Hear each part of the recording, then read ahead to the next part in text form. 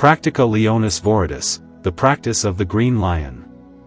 This is the right and true path to the Royal Chemical Wedding Hall F.C.R. With an appendix and explanation of 2 days of the chemical wedding, presented to all lovers of the art for the benefit of the public. In the year 1619. Preface to the Christian and favorable reader. Christian and most favorable reader, whoever wants to walk on this path to the Royal Chemical Wedding Hall and go on correctly, must surrender himself completely to God in all things, call upon Him diligently for this and live according to nature in all things. So that the Christian and favorable reader can understand my opinion of this entire work, I will divide this preface into 2 different points and deal with them. Firstly, I will say from whom one should ask, seek and obtain such art. Secondly, how a person seeking art, in addition to his prayer to God, should and must live according to nature in all things, if he wants to achieve and obtain something fruitful. Now, if the wise and art-seeking reader examines himself in these 2 points, as if in a mirror, he will soon know whether he can walk and follow this path to the chemical wedding or not. Firstly, from whom one should ask, seek and obtain such art is shown and presented to us in the following testimonies and examples. In the New Testament Matthew, chapter 6, our Savior and Redeemer Jesus Himself says, "Seek first the kingdom of God and His righteousness, and all these things will be added to you." The Holy Apostle James also says in chapter 1, "All good gifts and all perfect gifts come down from above, from the Father of light." And Sirach, Ecclesiasticus, in the 1st chapter, "The fear of the Lord is honor and glory, joy, and a beautiful crown. The fear of the Lord makes the heart glad, and gives joy and eternal happiness." Philosophers also admonish us to seek this art from God, in their writings and books. Among others, Alanus also speaks with these words, "Son, set your heart more towards God than towards art, for it is a gift from God, and He shares it with whomever He wills, therefore have peace and joy in God, and you will have the art." Likewise, the excellent king and philosopher Geber says, "Knowledge is a gift from God, given to us through revelation and inspired by man. But it is also explained through instruction and a keen understanding." Brother Christian Rosenkreutz, of blessed memory, also admonished us to fear God on the first day of his chemical wedding when he said, "I never expected that the conditions would be so difficult and dangerous. For I thought, if only I could appear at the wedding, would be welcome and a welcome guest. But now, it points to divine providence, of which I am still not certain, and I found nothing within myself that could help me. So I finally resorted to my usual and most reliable way and, after full and fervent prayer, lay down in my bed, hoping that my good angel might appear to me by divine decree in this dubious matter, as had happened several times before, and reported, which then, to God's praise, happened for my own good and for my neighbor's faithful and heartfelt warning and improvement. But before I took off my hat, I fell on my knees in my outfit and wedding dress and asked God that, if that were the case, He would let it all come to a good end for me. I then vowed in God's sight that if something were revealed to me through His grace, I would promote myself, not for the honor or reputation of the world, but for His name, and use my fellow human beings well, and with this vow and good hope I left my cell with joy. From this and other examples, which would be far too long to list here, it is clear that no one can attain or obtain such art unless he seriously directs his heart and mind towards God, so that he wants to show himself grateful to God and his neighbors, since it is the highest thing that God has created next to the human soul, and this noble art is a mirror of all the highest and lowest things, in which God's nature can be adequately seen, as in a mirror. So, the first point has been confirmed and attested to with biblical and philosophical testimonies and examples, namely, where one should seek such high art, namely, God Almighty and the true philosopher. Secondly, I will say briefly that someone who wants to reach the end with joy in such art must live completely according to nature, because art and nature are always together in this work. It is crystal clear, and can be proven with many testimonies, that the artist, in this divine and philosophical art, must regulate himself according to nature, and not nature according to the artist, as can be seen from these words on the 3rd day of the chemical wedding. While I was thinking about the name and inventing it, behold, some maidens came along and showed them 2 young men who had torches, that is, art and nature, and one had a cheerful face and bright eyes and fine proportions, which is art. The other looked a little angrier, and what he wanted had to be, this one is nature. If you want to achieve something in this art, you must follow the last boy, for what he wants must happen, and you must surrender yourself completely to nature and make yourself like it, for nature has been ordained by God and has no other place or dwelling place than in the will of God. Those, then, who wish to fathom nature, must be like nature itself, namely, truthful, wicked, patient, constant, and, what is most important, fearing God and being harmless to your neighbor. If you intend to continue in this art of nature, you must keep yourself calm and sober in all things, for in calm, God-fearing and sober people, God dwells with His Spirit and gifts and gives all kinds of beautiful inventions that are not found in drunkards, blasphemers, drunkards and envious people. In addition, you must be true to what you vow to God and man, so that you hold to it firmly and firmly, as God demands and wants from us in the law. Nature is bad and simple, so follow nature. Don't be arrogant and presumptuous, don't think you're too clever and look for too much subtlety, because in this work of nature there won't be such great subtlety as many false and pompous alchemists have imagined and written, but that's what their arrogance does, because nature is far too bad for them, but they think they can use their high wit and sharp senses to force art, and nature must humble itself before them, as people with a wealth of art, and do what they want. But what does the chemical wedding say about this? Must nature then follow the artist? It says, the other boy, however, had an angry face, and what he wanted must happen. Anyone who doesn't want to follow nature is certainly wrong. So be bad and not arrogant and follow nature. Furthermore, nature is patient. If you want to follow nature, you must also be patient and not pay attention to whether people insult you or laugh at you. Take a fine example of this from F.C.R. on the second day of his chemical wedding, when he speaks. In such tumult I almost cursed the day I came here, for I had to see with pain that loose, frivolous people were at the board. But I could not remain in peace in such a small place, as this villain then mockingly called me a dappled fool. Now I did not think that there was still a port through which we would have to go, but thought that I would have to remain in such mockery, contempt and unworthy throughout the entire wedding, which I had never done to the bridegroom or the bride, if in my opinion he had sought out another fool for his wedding than me. See, the adversity of this world brings such impatience to one-sided hearts. Now you stumble just like brother F.C.R. here. So do not remain in it, but remember that you are a slave and servant of nature, therefore do not exalt yourself above your master, but take an example from him, and be patient, for nature is also patient, whose servant you are.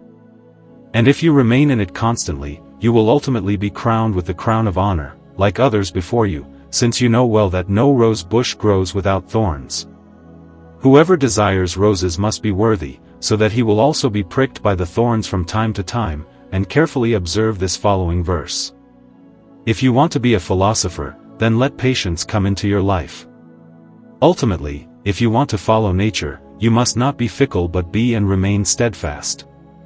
Even if God does not hear you so quickly and reveals art to you, so that you do not want to call on God any more and abandon art, or even despise it and help persecute those who love art and are steadfast, do not do that, but look to nature, whose servant you are. It is steadfast in its calling, for which God has ordered and placed it, for the stars of heaven, alongside the entire firmament, keep their course and indicate to us years and days. This is what God has ordained for them in their nature to accomplish, which no artist can change with his art, but he must adapt to them, for they remain steadfast in their calling. Until you are called to it by God, remain steadfast, it will not go wrong for you, even if it goes a little slowly. The old philosophers were not fickle, but steadfast, as can be seen in the case of the Count of Tervis, who did not cease to call upon God diligently for knowledge of the true arts. Although he was held back by God in doing so until he was 74 years old, he did not cease, and was finally heard, as can be seen at the end of the third part of his book. There is also brother F.C.R. on the other day of his wedding in Chimney, a fine example, when he says, "As soon as I read the scripture, all my joy was gone again, and while I had previously sung happily, I now began to weep deeply, for I saw all three paths for me, and also knew that after a while I would be allowed to choose one path. I was still worried that if I came to the stony and rocky path, I might fall miserably to my death, or, since the path was long, I might either get lost on a wrong path, or otherwise remain on the long journey. So I could not hope that among 1,000 I would be the only one to choose the royal path, etc. For this reason my cross waited patiently for me, made me stand on my feet, and thought, since it was indeed his I had to work there so that I could get there before nightfall. Although many slippery paths turned up, I always wiped them out with my compass and did not want to deviate from the south line by a single step, although the path was sometimes so rough and untamed that I had more than a few doubts about it.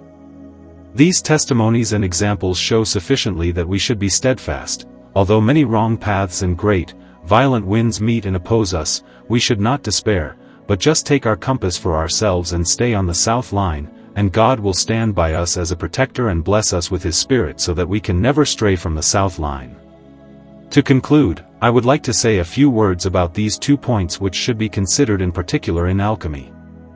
The kind reader should not be displeased that I have presented this to him in such detail and brought it to his attention, since it is necessary and is the most important point on which the whole of alchemy is based and rests. I have also wanted to attest to this with 3 witnesses, either oral or written, so that no one could say that I wrote this without reason. I would also like to confirm it with more testimonies, but I consider it unnecessary, because whoever is a son of Hermetic will read the true Philosopherum books himself and consult them, and then he will hear that they agree with my opinion. But on the other hand, the false books and processes of the false alchemists and swindlers disagree, which Bernard of Treviso also admonishes us to do in the other part of his book, when he says, "And in studying like this, I looked for more books that agreed with these, because I knew that the truth and the secret were contained in books, because when you argue a lot with each other at the same time, we should all the better go to the same part, and remember, this is the truth, because they know not to tell the truth except in one thing, and thus recognized I the truth." As I said before, where you agree with one another, people should notice that there is truth there. Whether I have now written the truth and agree with the Philosopherum opinion, the favorable reader, as long as he follows Bernhardi's teaching, can easily see and determine by the test. I hereby commend the Christian and art-loving reader to divine protection, and what I have omitted in this prologue I will explain further in the following Practica and Appendix. Farewell. The Practice of the Green Lion. The philosophers say, where nature ends, there art begins, and it is quite right and well said. However, it is not understood in the way that some would like to understand it, that where art begins, nature has completely ceased, by no means. Rather, it is to be understood in this way, that where nature has now ceased to work, one should come to her aid and help her with art. For the artist can do nothing without or against nature in this work, but everything with nature, and the artist is nothing other than nature's servant and assistant.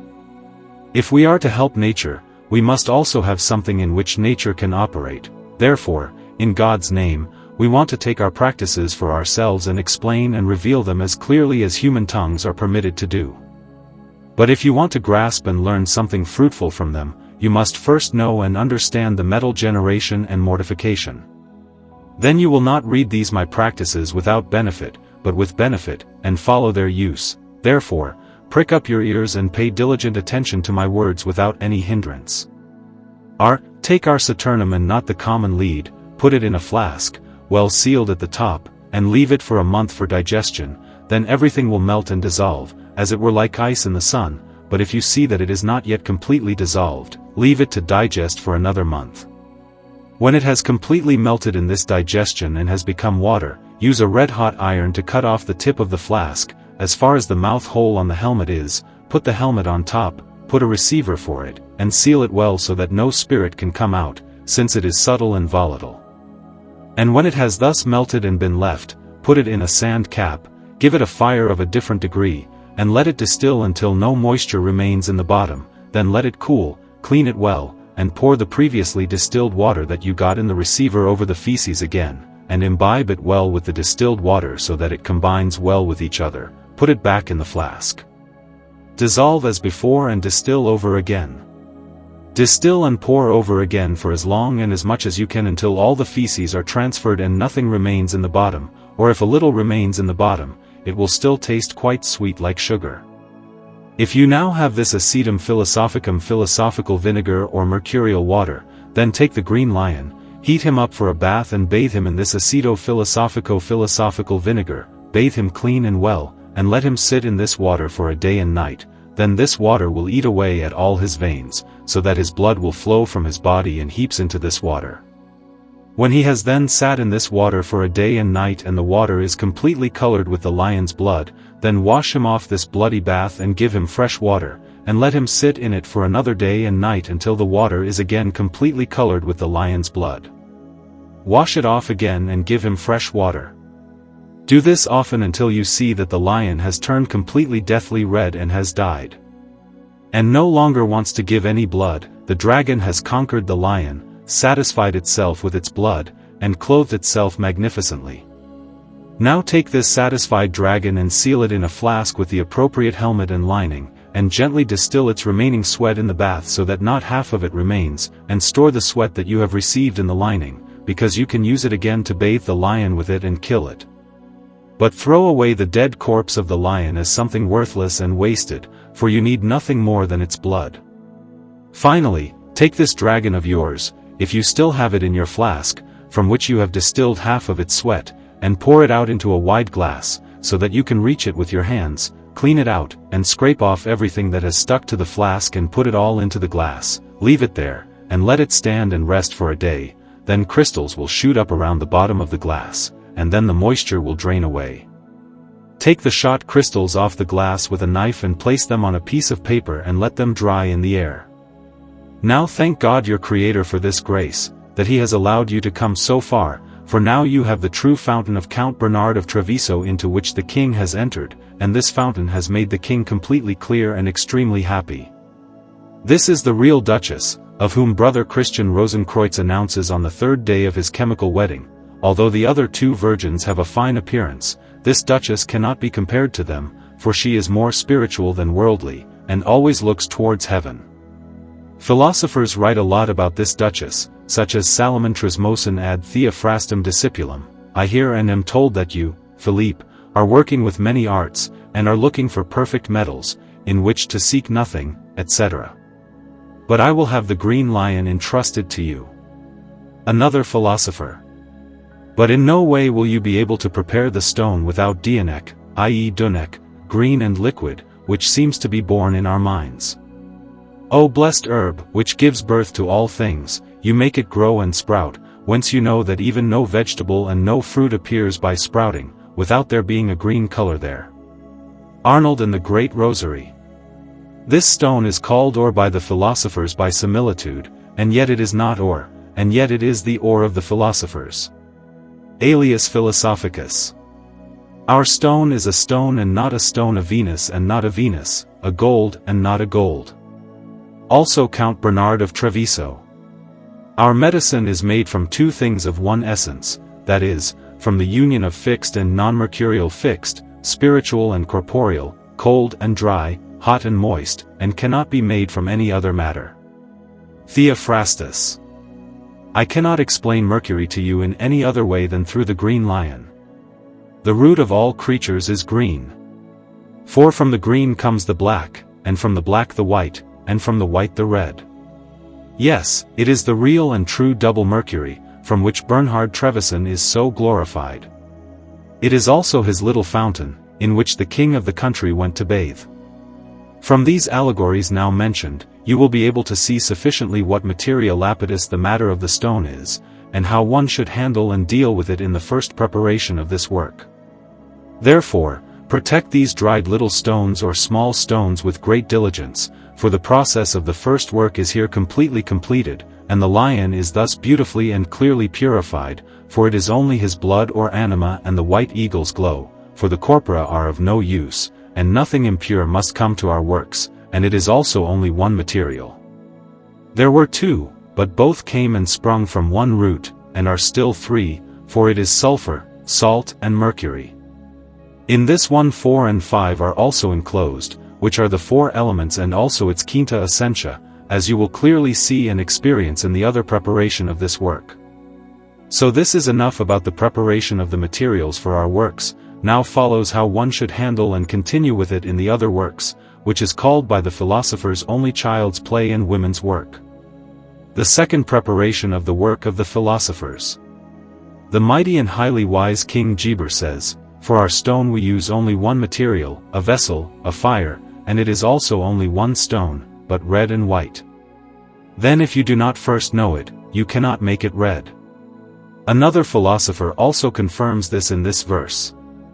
"This thing is one vessel only, one cooking alone. This is one thing, a single cooking vessel."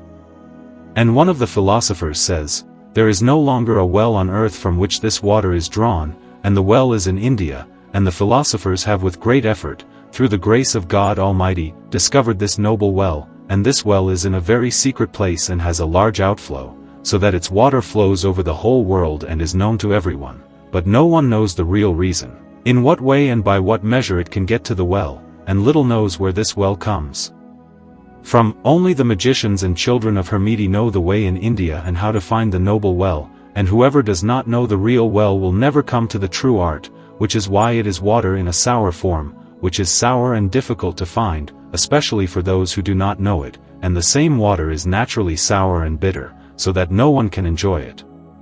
For this reason it is used by only a few, because everyone thinks very little of it, and because of its great insignificance, almost no one can come to the art, nor notice its great virtue, because the four elements are equally hidden in it, etc. For this reason it dissolves nature, and preserves nature, and puts nature together, which nothing else on earth can do except what this water alone does, which is created by God. Theophrastus. You must puddle and scoop out the fountains clean, down to the superfluous feces, and complete your work with the pure part alone, so that you do not take the whole red lion, but only its rosy blood, not the whole white eagle, but only the white glow of the eagle, not the common Mercury, but the Philosophicum, not the unclean Eve, but the beautiful, clean Mariam, Armine. From all of these you can see, as if in a mirror, that the first preparation must come first, before you begin the work completely.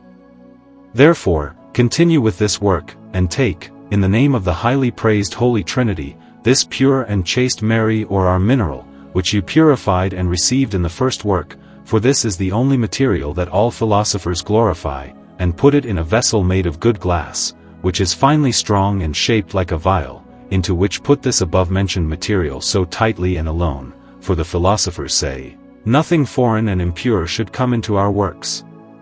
Now seal this instrument well and securely with a hermetic seal, which every laboratory technician knows how to do, and surround it first with an old oak tree, which protects against the sun's heat and its shadow, and then paint it all around with a wreath so that young cows and other wild animals or birds do not drink from it or bathe in it. This can be found in the fourth book of the Bernard Trevisano Committee of Marque, which is called the Parable of Bernard. Then place such well-protected and walled-up equipment in a suitable and appropriate athanor, and give it a gentle and soft fire in the first degree, and leave it there, for this is how it must be, and this is how philosophy and nature want it, as a philosopher indicates in the explanation of the Mountain of the Philosophers with these verses. On the right you can see that Lepus represents the art of chemia, wonderfully white and of the same kind, explored by the degree of the fairy. On the left you can also find freely what the right clavis artis is. Just as a hen hatches a dog, one cannot make it too subtle. Another philosopher in the new little book of the Precious Pearl also describes it very nicely in the following verses. He showed me a little room. It was right in the middle of the garden. It was surrounded by three things. It wasn't too hot, it wasn't too cold. Warm and humid, subtly varied. It was completely enclosed. Airy, muted, very moral. Incombustible, foreseeable. He calls it vaporous. Stable and digestible fine. It must not be draughty, he said, wanting to get to know it properly. Finally, I will take good care of what I left in the garden and called it my chamber. How carefully locked it was. Without burden when you saw it. With this I depart from here. If you have now closed everything up and put it in order according to this teaching, then leave it in this wormery. You must not do anything more to it than to keep it at this level of heat, because nature itself works in the same way that you must not do anything more to a hen than to provide her with the necessary food and drink so that she stays diligently on the nest and broods, because the warmth that she gives the eggs with her places turns the eggs into young chicks after a certain time, as long as you have used good eggs. So in this work too, you must not pay any more attention to anything than just to the fire, so that it is properly maintained. That is why philosophers also say that it is only women's work and child's play, and it is so bad that a farmer could do it. If it were shown to him, as Theophrastus also testifies when he says, "There is no builder so ignorant that he would not elaborate our stone if it were shown to him." They all say and interpret this in relation to this last preparation, and not to the first, for just as the eggs only need natural warmth, young will come out of them, but in the beginning another preparation is necessary so that you can get good eggs, namely you must have a hen who will lay the eggs afterwards, because the eggs that the hens lay are of no use at all to incubate if there was no hen with the hen. So also in this work, if the correct cleaning and combination of male and female semen has not taken place, you will achieve little fruit in the other preparation.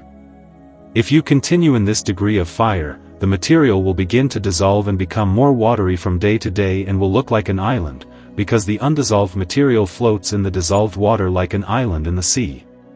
Continue on, and eventually this island will dissolve completely and become water, but after the solution it will dry up again to some extent, then putrefaction will begin and the material will gradually begin to blacken until it finally becomes completely black. If this happens, rejoice and thank God your Creator, because the black is the true beginning of this stone, as philosophers write about it in many ways. Hermes, a father of all philosophers, says, "When you see that your body has become black, like pitch, then you should know that you have worked well." Theophrastus. Let it stand in the athanor until it begins to dissolve by itself of itself without any addition, and an island is seen in the middle of the sea, which decreases daily and finally becomes shoemaker's black. The same blackness is the bird that flies at night without wings, for the first heavenly dew has also turned into a blackness of the black horse's head by constantly boiling and rising and falling. Bernard of Treviso says in his parable, "The king, after he had been in the well for a while, put on a black silk robe, which he ordered his first servant, Saturn, to pick up. This black is the true mercury of the philosophers and the first matter of the stone.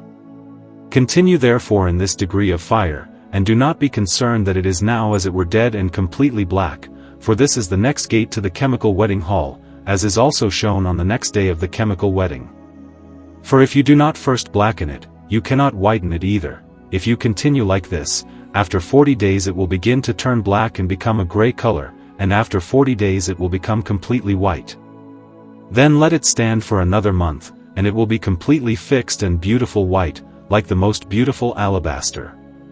Then you have once again accomplished a work, if you wish, for this white is the philosopher's stone. If you ferment it and then paint with it, you can transmute the 4 lesser metals such as mercury, lead, tin, and copper into good and durable silver. This is the albedo whiteness or the white stone, which is mentioned in the Bernese parable of the king's shirt. Rosarius calls it an empress in his German verses, when he says, "The noble, rich empress was born here." The philosophers immediately called her their daughter. And other philosophers write of this whiteness in the following words. "And here a son is born to us, and he becomes very white, and his name will be called Elixir."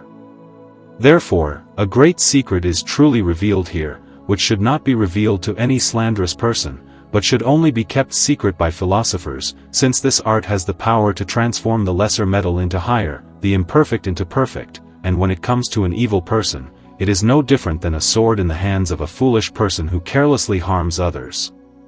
Therefore, one must deal with it quietly and discreetly, and ask God for mercy, so that he will also grant success in this matter, for this is a great thing, that here art far surpasses nature, in that the silver prepared by art is much more perfect than that which is taken from the earth, as is understood in the philosophical saying, and yet this can be achieved by a simple art. Therefore, the philosophers also write in the following words. "Therefore whiten laden and tear the books, lest your hearts be torn, because our art is light and requires only light assistance. Although the art is easy and requires easy help, it should nevertheless be carefully noted here, because this easy help and easy art must be well taken care of. For even if the wise tincture or elixir is ready, it cannot be used unless it is first introduced into the corpora by convenient methods and means, while it is cleansed and clarified of all superfluities and impurities. Therefore, it cannot enter the metal at all without a ferment, and even if it has been in the flow with the metal for a whole year, yes, it would also pass through the digel or instrument in which you melt the metal before it enters the metal without ferment. Yes, be careful not to ferment this elixir with an impure metal, otherwise you will achieve little usefulness, because this medicine is pure, which is why you must also add pure and fine silver to it.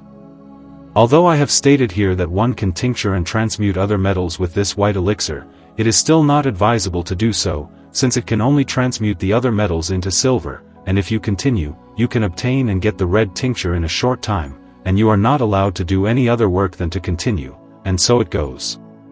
Now that the white has appeared, and you continue with the fire, the white will turn into a yellow after 40 days.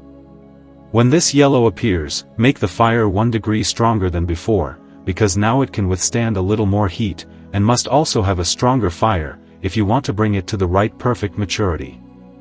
After this yellowing, let it stand for another 40 days in this other degree of fire, then it will turn red, and after 40 days it will turn blood red, then let it stand for another month or 2, and do not open the jar during this time, then it will become even more beautiful and you will be even more certain of the fixation. When all this has happened, let the jar cool down slowly and take out this medicine, put a little of it on a glowing silver plate and let it flow. If it flows without smoke like wax, then the medicine is perfect and the tincture is ready to use on people and metals, to purify, strengthen, improve and perfect both. If it smokes, it must be put back in and left to stand for a longer time until it is firm enough. If it passes its test, does not smoke and is firm enough, then it is ready and you have a treasure that cannot be bought with all the wealth in the world. This is the real golden book that Bernhardus won through dispute and that fell into the little fountain at night, as can be read in his parable. Rosarius calls this medicine a king in his German verses, where he says, "Here was born the king of honor, no one can be higher than him." Other philosophers confirm this more when they say, "That which is generated here becomes a king, crowned with a triple diadem, shining like the sun, gleaming brighter than a carbuncle, flowing like wax, enduring in fire, penetrating and retaining living silver, and converting it into a tawny lion." This elixir can now be used with great benefit and supernatural effects on the human body and health. But if you want to use it for metals, to improve the poor ones with it, you must first give them a ferment of good and pure gold, because without ferment it cannot enter into any metal, but how one should ferment it is unnecessary. I am writing about it, since Brother Basilius Valentinus has described it clearly and distinctly in his last clave, so that anyone who does not know it can read it. If now the ferment of the right order has been given to him and completed, then take this prepared and fermented, take 1 part of medicine and throw it onto 1,000 parts of other imperfectly melted metal and let it stir together for half an hour, and you will have gold that will last in all tests. If, however, such gold is still brittle, one should add more of the metal that one has used to tincture it until the tincture has properly combined with the metals and the right speed has been achieved. Therefore, when the medicine thrown in has flowed with the metals for half an hour, you should reach into the crucible with an iron wire and then beat what remains on it finely on an iron apron until it is thin. This will soon show whether it is still and supple or not. You can then also determine whether more metal needs to be added and, if so, how much. It is also important to note that in the projection the fire must be larger at the top than at the bottom, otherwise the tincture would rise above rather than below itself and would not do its job properly. And with this the process of white and red medicine, along with all the associated manipulations, has been described and completed as diligently as possible, by one thing, in a vessel, in a bowl, and in a regiment of the fire, the given work is accomplished. Therefore, everyone who receives this little book of mine should keep all philosophical opinions secret, for the White King Solomon says, "The wise hide knowledge, but the mouth of a fool is near to ruin." And besides, he should show his gratitude to God Almighty, from whom he has received such wisdom, with prayer day and night, so that this may be for his praise, honor and glory, and also for the improvement of his neighbor, so that he does not bring God's severe punishment upon himself if he secretly used it for pride and greed.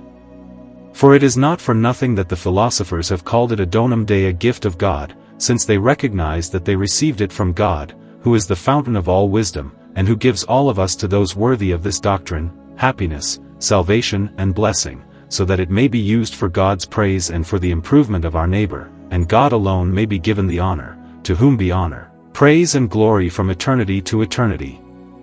Amen. Appendix or explanation of the chemical wedding. The highly enlightened man of God, Brother Christian Rosenkreutz, writes in his chemical wedding as follows: One evening before Easter Day, I was sitting at a table and, as was my custom, I had spoken sufficiently with my Creator in my humble prayer and reflected on many great mysteries, of which the Father of Light had shown me not a few. Now, too, when I wanted to prepare an unsealed, unsullied little kitchen in my heart for myself with my dear Easter lamb, such a terrible wind suddenly came along that I thought nothing less than that the mountain in which my little house was dug would burst with great force. That is, when one is in the greatest devotion, the devil attacks one the most. But because this and the like of the devil who has done me much harm did not do to me, I took courage and remained in my meditation until, again as was my habit, someone hit me on the back, which frightened me so much that I could hardly look around, nor did I act as cheerfully as human weakness can be in such things. And as such a thing tugging at her skirt several times, I looked around, and there was a beautiful, glorious woman wisdom, or true natural philosophy, whose dress was completely white and decorated with many golden stars like the sky. In her right hand she carried a golden trumpet, that is, whoever really seeks her wisdom and finds it will be elevated to great honors, and his wisdom will resound throughout the whole world like the sound of a trumpet and will bring rich rewards, a name engraved on it, Fama, for I could read well, but was forbidden to reveal it again. In her left hand she had a large bunch of letters, philosophical writings in all sorts of languages, which she, as I later found out, spoke in all. She also had large and beautiful wings, with full eyes through and through, with which she could soar and fly faster than an eagle. Yes, indeed, wisdom has wings and eyes everywhere, with which it can soar and see where we, with our bodies and eyes of the flesh, cannot otherwise reach. I could perhaps have written more about it, but because it stayed with me for such a short time and still contained all its terror and amazement, I must let it go, for as soon as I turned around, it leafed through its letters back and forth, and finally pulled out a small letter, which it laid on the table with great reverence and left me without saying a word. But when she rose she blew the trumpet so powerfully that the whole mountain resounded, and almost a quarter of an hour later I could hardly hear my own words any more. That is, after the true philosophy had sounded out, the whole world was filled with it, at which the other philosophers, who were to be regarded as great mountains in comparison to it, trembled and were frightened, and I myself did not know which party I should join. In such an unexpected evening, I did not know how to advise or help myself, poor man. I therefore fell to my knees and asked my Creator not to let anything go against my eternal salvation. I then went with fear and trembling to this little letter, the chemical or alchemical art. It was so heavy that if it had been pure gold it could hardly have been so heavy. Now that I have carefully examined it, I find a small seal with which it was bequeathed. On it was engraved a delicate cross with this inscription: In this sign cross, you shall conquer. That is, if you want to come to this art and achieve something fruitful, you must obtain it from God alone and imitate nature, completely surrender to it, and be patient. Yes, take Christ's cross upon you and follow him, and under this cross you will be crowned with the crown of honor and justice.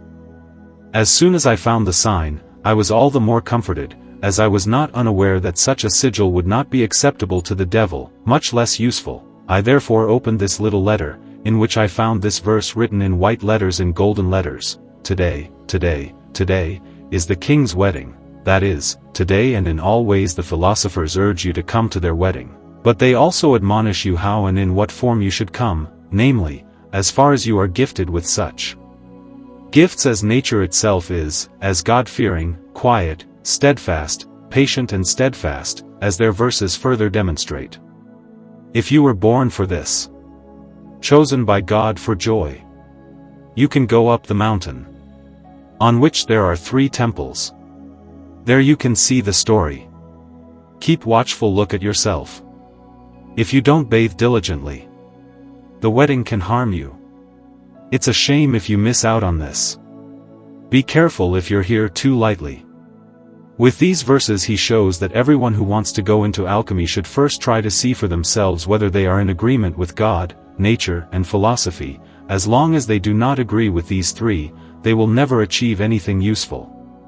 Therefore, first reconcile yourself with God, learn to recognize nature, and first of all understand the writings of the philosophers, in which they agree with each other, before you then want to enter into the chemical wedding, that is, allow yourself to be used in alchemy and to work in it.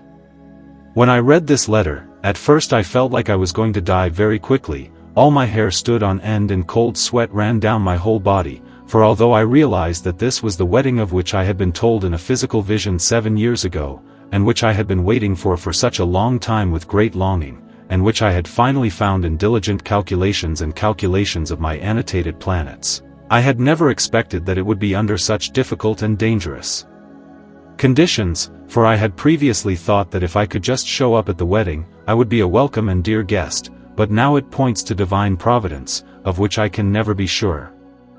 I found this with myself too. The more I considered that there was nothing in my head but great ignorance and blindness in secret matters, and I could not understand what was lying under my feet and with which I was surrounded every day, much less that I was born to investigate and understand the secrets of nature, because in my opinion nature could always have found a more virtuous discipline to whom it could entrust its precious, yet temporal and fleeting treasure, and I also found that my body and external behavior and brotherly love towards my neighbor were not properly purified and cleansed.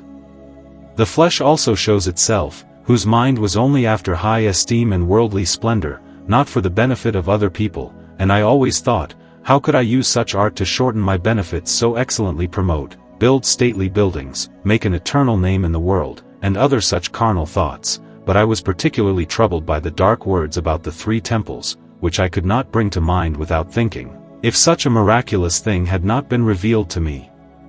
Here F.C.R. Christian Rosenkreutz leads us to a fine mirror in which we are to reflect ourselves and see ourselves well, for what is the invitation to the chemical wedding other than the invitation of the fraternity in their fame, where they call and invite everyone in their brotherhood, but why do not all those who present themselves to them come?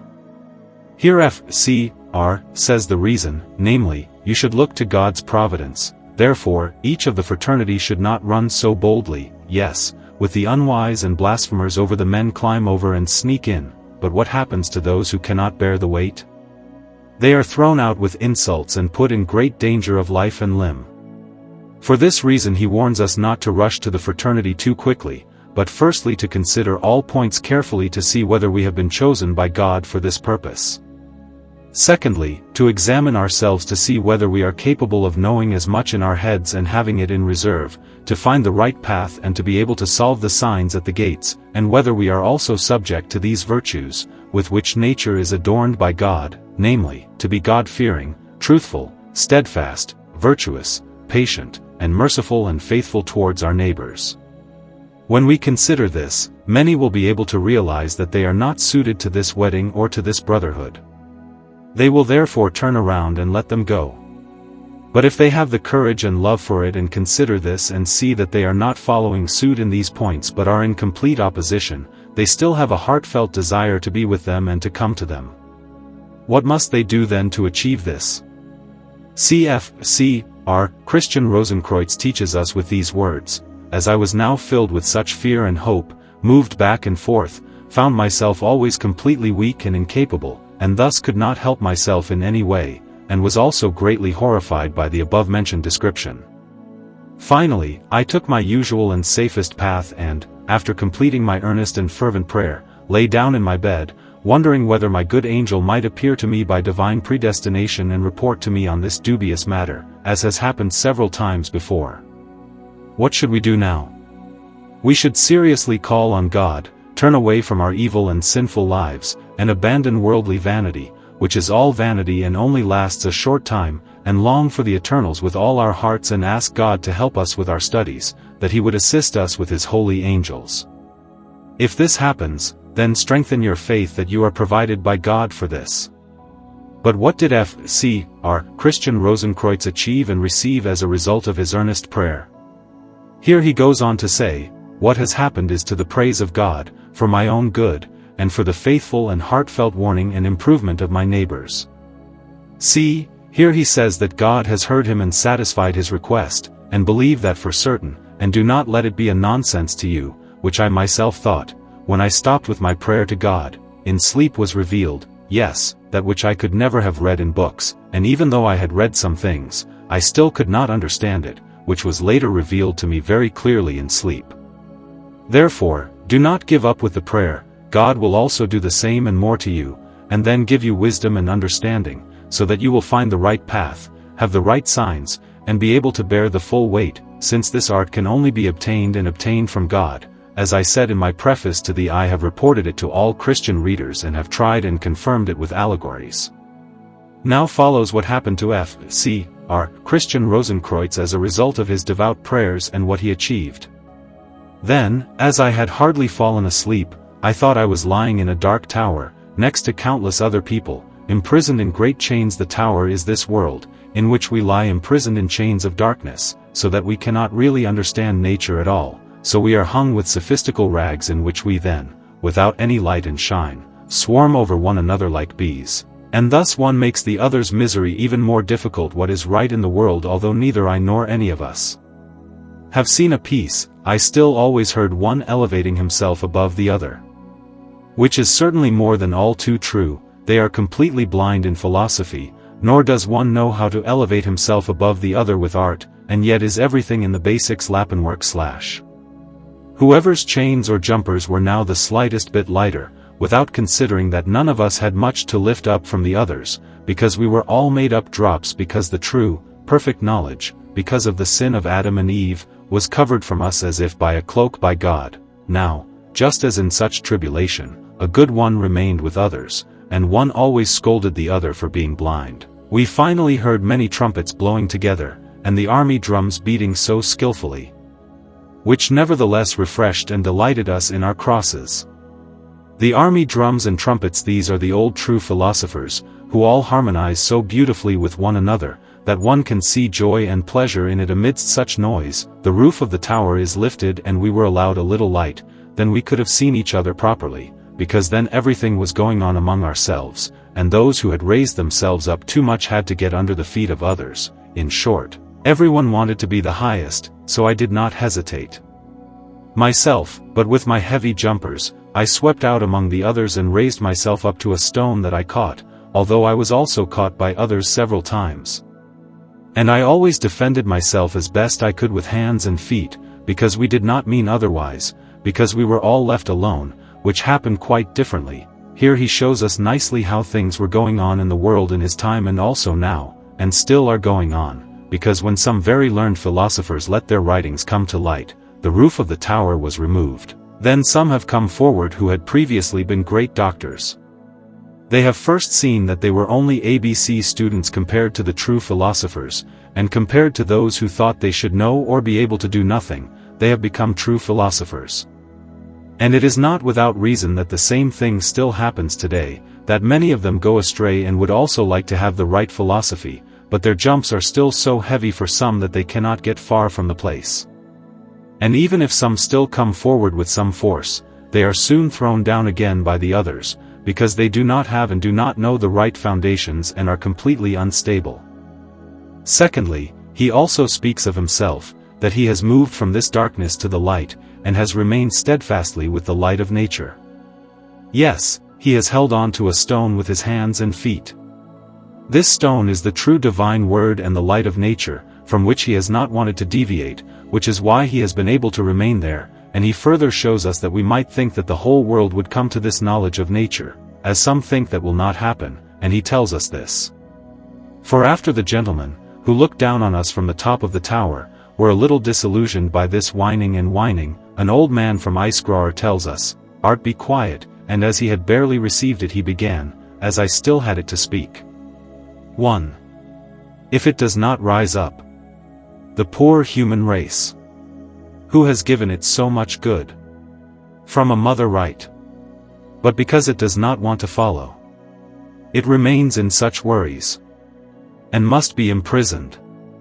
That is, God has given many such arts, but because they would like to misuse them and use them for evil, since God has given the human race its free will to do good or evil, God deprives them of what nature had to reveal to them. But nevertheless, so that the world may also know that such things are possible for nature, God let some people recognize the characteristics of nature and know such arts, as he then shows in the following verses. 2. My dear mother still doesn't want to look at her bad behavior nature. Let her beautiful daughters come to light in large numbers, although such things rarely happen, so that they are worth something. Otherwise it would be considered a poem. 3. Therefore, in honor of the festival, which we are celebrating today, so that her grace may be increased, she wants to do a good deed. The rope will now be lowered. Whoever hangs himself with it, he will be released.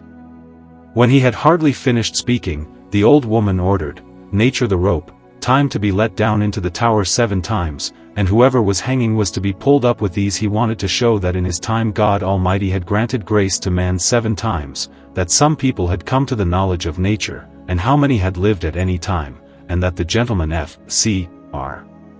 Christian Rosenkreutz can now very well know how many of you have knowledge of this art, which was confirmed by Count Bernhard when he said, And when I searched for the art, I found no one who had knowledge of the art, and I thought that there were none to be found in the whole world. But when I knew how to prepare such a stone, I knew all those who had partaken of this art, and there were more of them than I had imagined, for this stone gives people great knowledge and reveals many secrets to them.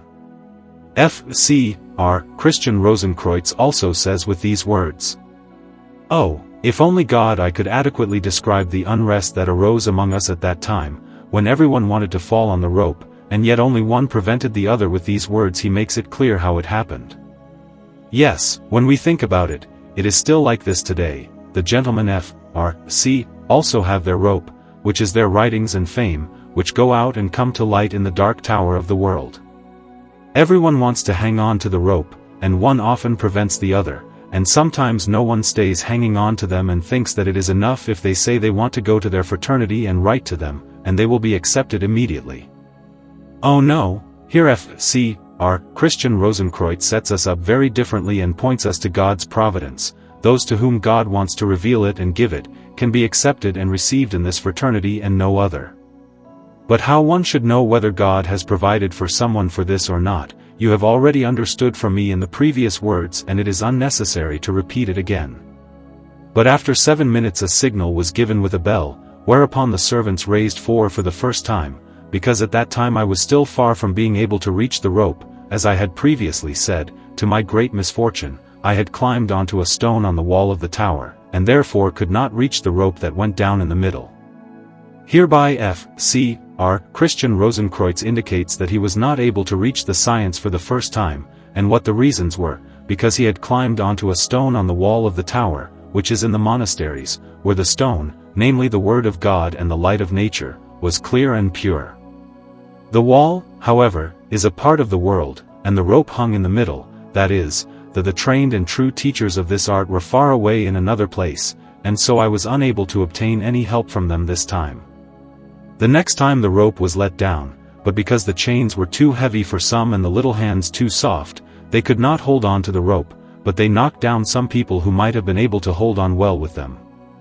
That is, some of them came to some realization, but their little hands were much too soft. That is, they were much too subtle and imagined themselves to be more subtle than was necessary. That is why they could not stay hanging and also pulled others down with them. Yes, some people were pulled down by others who could not have gotten there themselves. So in our great misery they were still jealous of each other, but those who valued me most of all, whose weight was so heavy that they tore their hands out of their bodies and yet could not get up, that is, those who were and remained so persistent in this art that they also gave everything they had to it and ended up in great poverty and still could not get anything.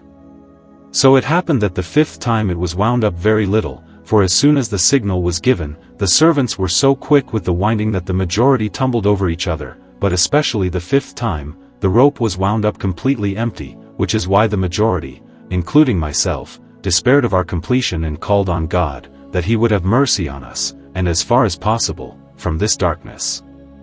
Here he gives us a fine lesson and example of how we should behave, even if it seems as if no one wants to remain attached to the rope of the praiseworthy brotherhood. Since one person is a great hindrance to the other, we should ask God, from whom all good things have their origin and beginning, fervently, and just as Solomon did, call upon Him for wisdom and understanding. God will not deny anyone who calls upon Him for wisdom and desires it from the heart or turn down the request, but will graciously hear it. But one must not become weary or tired of prayer, but always persevere, because God often tests one by not hearing Him as quickly as He will, even if he will remain steadfast with Him, as he may confess with his mouth, but unfortunately. God be sorry, how they remain steadfast that can be seen with your eyes every day, so follow His words, which have also been heard by some of us. If they have been heard, then do not doubt at all, God will certainly hear you too, even if the help is pulled up a little. Just stand firm, for when the rope comes for the 6th time, some of them cling to it, and because the rope swings back and forth as it is pulled up. That is the rumor and philosophical truth now in all countries and places, which can be seen in part. It has perhaps come to me by divine will, which I quickly caught, sat on top of all the others, and thus finally came out against all expectations, which makes me very happy that I did not feel the wounds I received in the head from a sharp stone, that is, that I have also forgotten all my suffering that I endured in the time of seeking this art until I had to help others to do the 7th and last pull, as had always happened before, when the blood from the work ran all over my clothes, which I did not pay attention to because of my joy. Shows us hereby that when God has let us come to knowledge, we should not bury the pound we have received under the ground, but rather help our imprisoned brothers, so that they too can come from the darkness into the light and not think about it at all. Even though we were harmed by them at the time and had to suffer persecution from them, for they did not take it any better then. Now also the last pull, which was most important to us. When the rope was finished, the woman was taken away, and her old son, Wisdom, or Art, which I was also very surprised about, announced her message to the other prisoners, who then, after a little thought, addressed her in this way.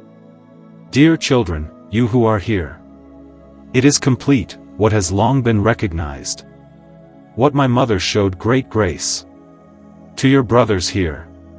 You should not begrudge him that. A happy time will soon come, in which everyone will be equal to the other. No one will be rich or poor. He who is commanded much must get much. He who is entrusted much is at stake.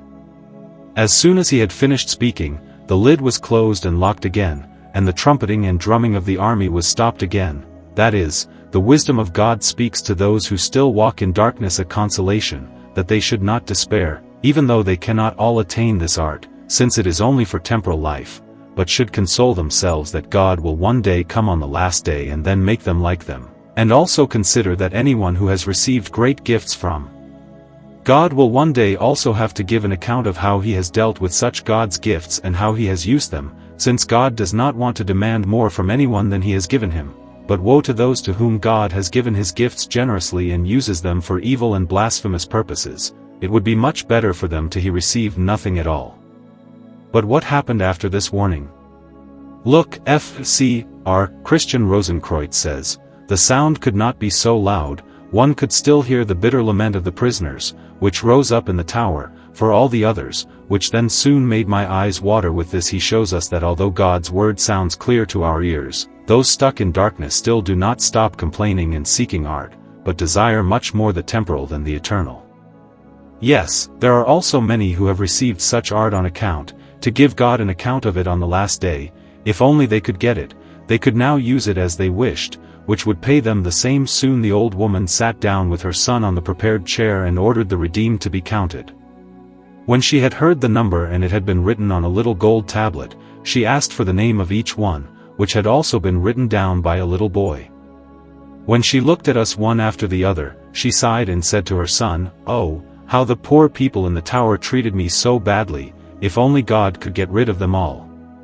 That is, when those who have come to the art see what misery and darkness they have been plunged into, they feel sorry for them, for by nature we love one another, and nature then calls upon us and says, "Oh, dear God, that is your brother or other close blood friend.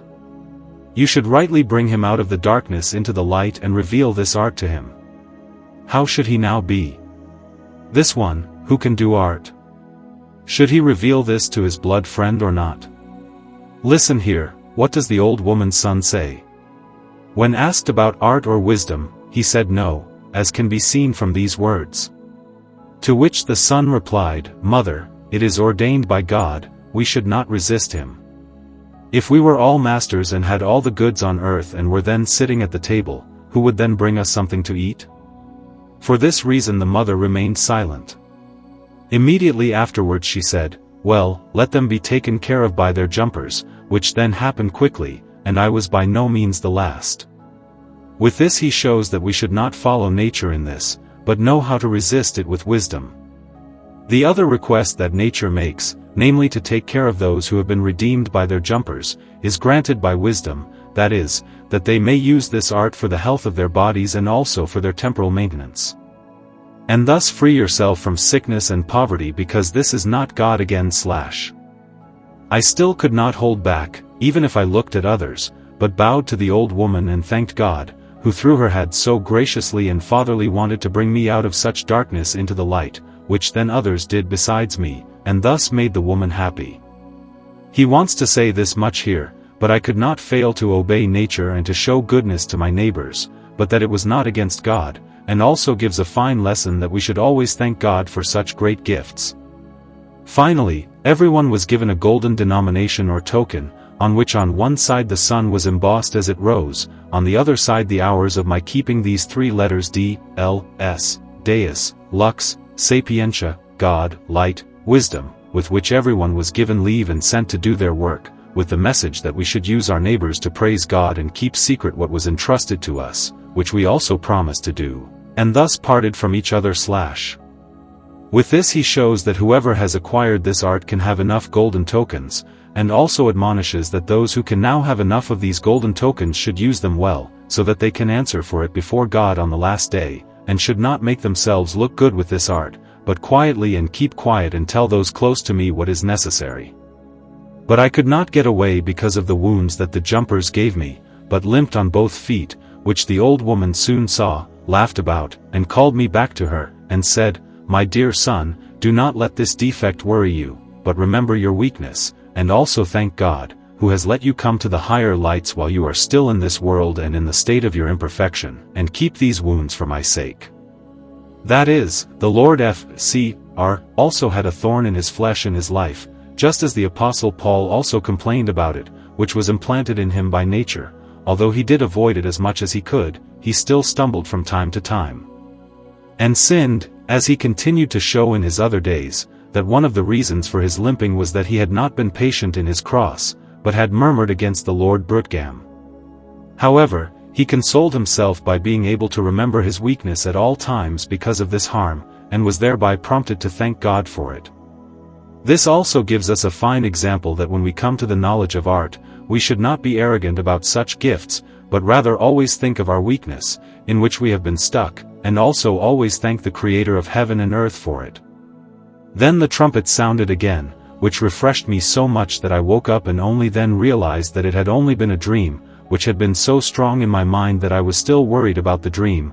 Then it occurred to me too, as I still felt the wounds on my feet. After all this, I understood that God had granted me the privilege of attending such a secret and hidden wedding, and for this reason I thanked His Divine Majesty with childlike trust and asked that He would continue to keep me in His fear, fill my heart daily with wisdom and understanding, and finally bring me to the desired end without any merit on my part. Then I prepared myself for the journey, put on my white linen coat, and girded my loins with a blood-red ribbon, tied crosswise over my shoulders. By the white linen coat he meant the tincture on white, as Bernhardus calls it in his parabola the king's white shirt, and by the red ribbon he meant the red tincture, as the mountain farmer compares it to red boots in his treatise. I put 4 red roses on my hat. That is in the beginning, for the hat or head always means the beginning of something, and the feet, shoes, or boots always the end.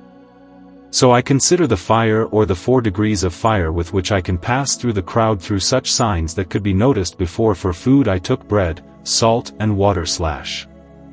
That is, in the whole elaboration it is important to note that one has bread that is the right material. After all, water and salt, the water is the solution, and the salt the coagulation, indicated in this work because the tub of philosopherm says dissolve and coagulate. I then used this on the advice of an expert at a certain time, not without benefit in such cases. Thereby he shows that he did not discover it all by himself, but sought and used the advice and instruction of experienced people who had knowledge of the art. Therefore no one can blame the brothers for instruction, since he already has some knowledge and to use their good advice. But before I leave my little hat, that is, before I took hold of the work and began it, I fell on my knees in my attire and wedding dress and asked God that if this were true, he would let it lead to a good end for me, that if something were to be revealed to me through his grace, I would not promote myself to his honor or the reputation of the world, but to his name and to serve my fellow human beings. And with this vow I happily left my cell in good hope. With this he gives us once again a fine example of how and in what form we should direct our prayers to God when we want to begin such a high and more angelic than human work and bring it to a happy end. And that is, according to my humble understanding, the explanation of the first day of the chemical wedding of Mr. Brother Christian Rosenkreutz, etc. This time, I had only just come out of my cell into the forest when it occurred to me that the whole sky and all the elements had been adorned for such a wedding.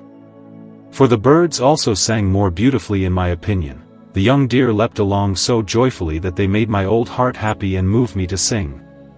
With this he wants to indicate when he says, I had just left my cell, when I was now freed from all sophistical trappings and had entered the forest of nature, and I saw more than I had seen before. Yes, everything I looked at gave me reason to think further about nature, and I could see much further than before, since I could see the inside of everything, when I had previously had to make do with the external appearance. So I was much happier, and began to sing in a loud voice. 1. Be happy, dear little bird, to praise your Creator highly. Raise your voice now, bright and fine. Your God is highly exalted. He has prepared your food for you, gives it to you at the right time. Let that be enough for you. 2. Why do you want to be unhappy? Why do you want to be angry with God? That He wants you to be a little bird. Want to confuse your little head? That He has not made you a human. Oh, be quiet, He has thought it through carefully. Let that be enough for you. 3. What am I doing, poor earthly worm? Want to argue with God? That I storm into heaven like this, fighting with might and great art. God does not want to be held accountable. He who is not good here, let him go. O man, be content that He did not make you emperor. Do not let that hurt you. Perhaps He would have despised His name. He has considered that. The eyes of God are brighter. He sees right into your heart. Therefore you will not deceive God. With this song he wants to indicate that no one should be impatient with God, grumble and say against God, although some are found, how are these then better than me, that you hear their prayers, and I have called and cried to you for so long, but have not been able to be heard in the least. I read the books just as well as this person or another, but I cannot draw such understanding from them, and create the same benefit as this person does. Therefore, you treat very differently from those who call upon you. See, he says, God sees into your heart, and knows well what is good for you in your salvation. Therefore do not be angry with God if He does not give you the art. He knows better what is good and useful for you than you yourself. This I sang from the bottom of my heart through the forest, so that it resounded everywhere and the mountains repeated the last words to me, until I finally saw a beautiful green heath. Therefore I left the forest. With the forest he indicated the speculation of nature, in which he continued for so long, and considered the generation and mortification of all things for so long that he finally saw the green heath, that is, the green lion, to which he also went. But the reason why he went to the heath were the 3 cedar trees, namely salt, sulfur and mercury, which are the true third principles. In these heaths the true mercury of nature solis, the sun and sal metallorum, the salt of the metals is, as he indicates in the following words, on these heaths stood 3 tall, beautiful cedar trees, which, because of their breadth, gave a wonderful and desired shade. which I was extremely pleased with.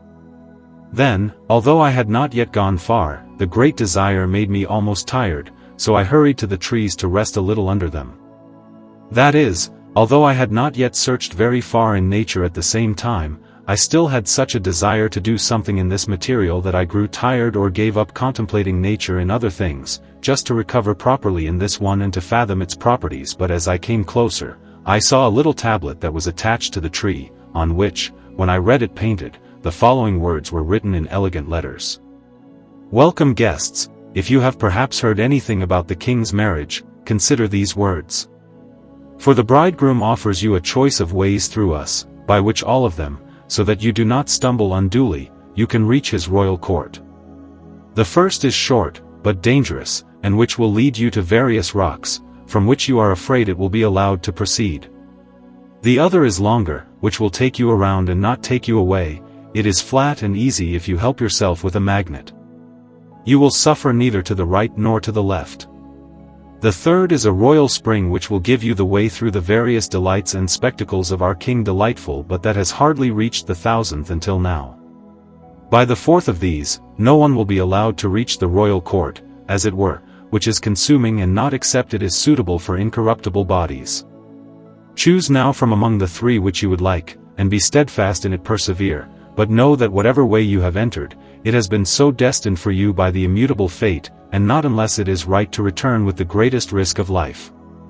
These are the things that we wished you to know, but hey, beware that you do not know how much danger you are in for this, for if you know yourself liable to even the smallest offense against the laws of our king, please then you may still go by the same road by which you came, bring yourself to the house by which I set out.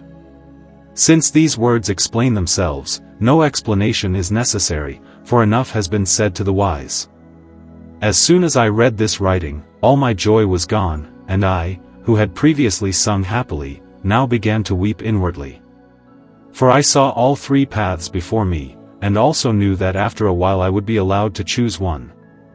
I was still worried that if I came to the stony and rocky path, I might fall to my miserable death, or since the path was long, I might either go astray or otherwise remain on the long journey. So I could not hope that out of 1000 I would be the one who chose the royal path. I saw the fourth path in front of me, but it was so surrounded by fire and steam that I was not even close to it. I thought about it over and over again, whether I should turn back or take one of the paths for myself. I considered my unworthiness, but the dream that I had been taken out of the tower consoled me all the time, and I could not trust in a dream. So I thought about it over and over again until I was so tired that I felt hunger and thirst in my stomach.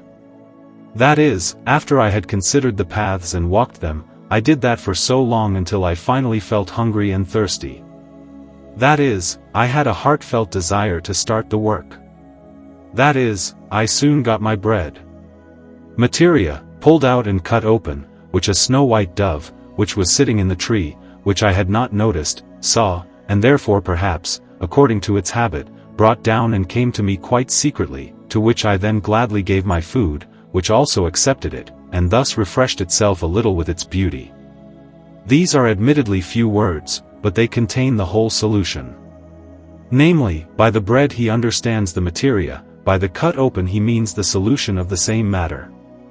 The white dove on the tree, these are the drops that hang up in the sphere of the glass. Then when the material begins to dissolve, it rises to the height of the glass and runs together like clear drops, which then fall back down onto the material, and this happens so often that ultimately the whole material is dissolved by the drops into water, which the person who is working on this work takes pleasure in. But as soon as its enemy, a black raven, saw it, it immediately flew towards the dove, and although it did not want me, it wanted to take what was belonging to the doves, who could not defend themselves otherwise than by fleeing. This is now putrefaction, and partly coagulation of this work. The black raven is blackness, which comes from putrefaction, so when the drops have fallen and the whole material has dissolved, which the philosophers call lac virginis, the virgin's milk, this milk coagulates from day to day and rots. From this putrefaction it is gradually transformed into a black color, which the philosophers call the black raven. It wants to take what is belonging to the pigeon, and it cannot defend itself in any other way than by fleeing, that is, it gives way, because the moisture is gradually dried out in this putrefaction, because it has to give way and make room for the moisture. Because of this, they flew together at midday, which angered and upset me so much that I inadvertently ran after the stray raven and, against my will, ran almost the length of a field along the marked path, thus driving away the raven and freeing the pigeons. First of all I noticed how rash I had been, and that I was about to go down a path from which I could not deviate, at risk of great punishment. The raven has rushed with the dove towards the south, that is true, as Paracelsus says, look for the red lion towards the east or the sunrise, and your white eagle towards the south, then at the south the dove will find protection and the raven must deviate, that is, when blackness is present and the white dove is completely swallowed up, as far as the material is concerned, and calcifies itself, so to speak, and thus this black earth becomes the white dove or white eagle again, then it has first left its water and received the salt, which is the white herb, which F.C.R. indicates on the first day of the wedding. Yes, it is the white shirt of the king in Bernhardi's parable. This is how this black earth calcifies itself, and from it albedo whiteness is created. The 4 planets must be obedient and submissive. Anyone who has come this far should not turn back, but rather hope for luck and continue this work, for he has already come a long way, a whole field's length, that is, more than halfway. That is why you have come this far, so carry on, it will not change your mind, even if you could have taken other roads, you are still on the right path. And although I could have consoled myself somewhat, the worst thing for me was that I left my sack and bread by the tree and could never get them back. For as soon as I turned around, a wind so strong that it easily felled me was blown against me. This wind is the writing of all philosophers. When I then continued on the path, I noticed absolutely nothing. From this I could easily conclude that it would cost me my life. That is, all my effort and work would be wasted. I therefore patiently took up my cross, got on my feet, and thought, since it had to be done, I would work there so that I could get there before nightfall.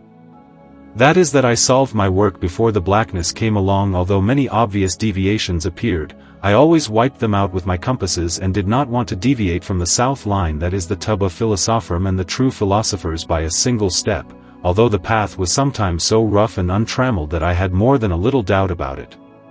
Note, do not let it seem strange to you that he sets this process twice in a row, then with the dove and the raven, he sets it up as a story that happened to him. But this following one he sets up as a kind of process, and both belong together, if you did not understand it properly from the one, since the greatest art was involved in it, it is now repeated again. On this path I thought constantly of the doves and ravens and yet could not make it out until finally I saw a beautiful portal in the distance on a high mountain.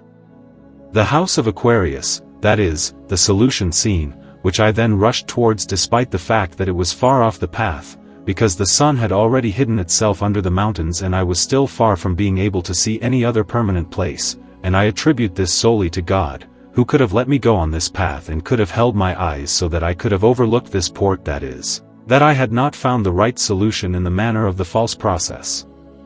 I am now, as I said, rushing towards it with great force. Here he does not mean to rush forward with great force, but rather with his opinion, for I say, he means to say, since he was on the right path which I reached at this time of day, that I was nevertheless able to see it as far as possible. But it was an extremely royally beautiful portal, with many magnificent pictures and objects, each of which, as I later found out, had its own special significance.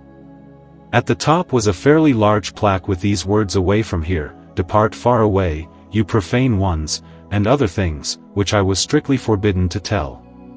This royal portal is as described above the true solution of the philosophers and the house of Aquarius. If there had been a mistake here and the right path had not been followed, the whole work would have been lost. As soon as I came under the portal, a robe of pale heaven swept forward, whom I greeted kindly, and he thanked me, but immediately asked me for my invitation. The one in pale clothing is the artist or the fire, which Bernhardus also calls a hutter. Through the invitation it is understood whether I had also been provided by God for this art to be revealed to me. Oh, how glad I was at that time that I had taken it with me, for how easy it could have been that I had forgotten it, which then also happened to others, as he himself reported to me, I have now quickly laid it out by forgetting this. He wants to show and say that I have turned away from the world and its vanity and have not lived properly according to God and nature. He was not only pleased with this, but also honored me, which surprised me, and said, "Go away, my brother, you are a dear guest to me." I also asked him, I did not want to hide my name from him. When I answered him that I was the brother of the Red Rose Cross, he was surprised and at the same time happy, and then began, "My brother, have you not taken so much with you that you could buy a token?" I answered, "My means are limited, but if he sees something in me that he loves, he would like to take it." When he then asked me for a bottle of water, which I also agreed to, that is, when the correct solution was completely made, you would see it so beautiful and clear that you would be amazed by it, and you must then hand over your solution to the factory, then there is nothing left but this clear water. Now the solution has done its thing and begins to coagulate, so he gives you a golden token, that is the incombustible oil, as he reports with the following words.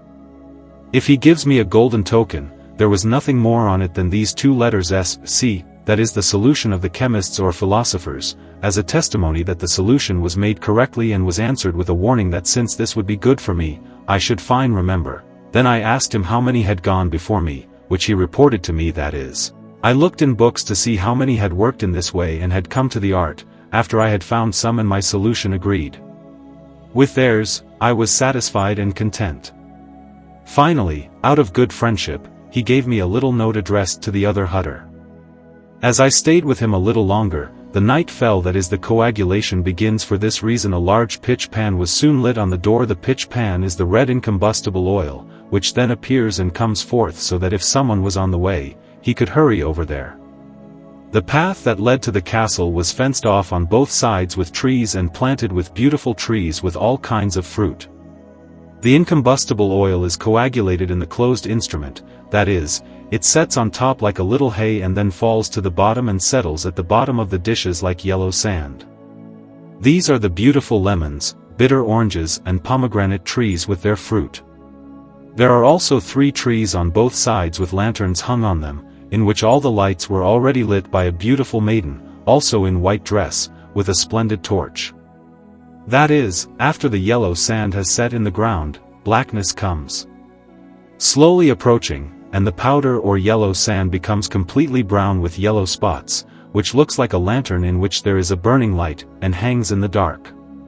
The Virgin, however, has already lit such lights with a torch, that is, the artist and nature have already brought the work to this point with the help of God through the one torch, that is, with a degree of fire. It was so wonderful and masterly to look at that I lingered for a long time, against all necessity.